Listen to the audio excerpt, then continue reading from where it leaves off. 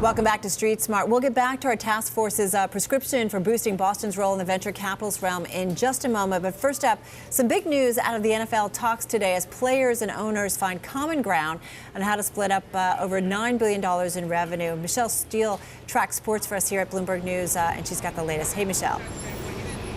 Carol, great news for football fans here. Players and owners meeting behind me in the building in Midtown Manhattan are closer than they've ever been to a deal for football, saving the entire regular season.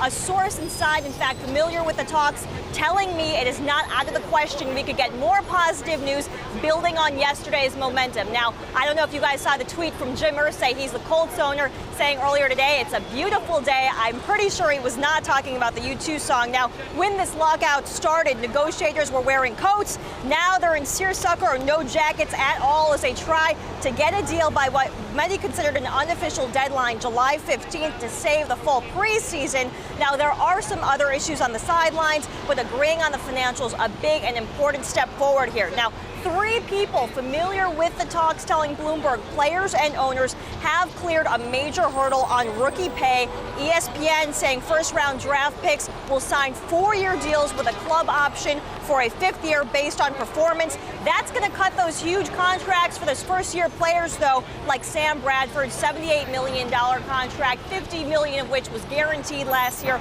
by about 40 or 50%. Now, any deal must be voted on by the players. I'm hearing they do not have to recertify as a union to approve a deal. People familiar with the league's business have already started to openly speculate here, folks. We could get a deal ratified by owners at their meeting next week in Atlanta. Obviously, we are following all of this closely. Another big win for the players here would be the owners being mandated to spend about 90% of that cap in cash. Obviously, some of the low-spending teams may balk at that, but that's something the owners have to agree on amongst themselves.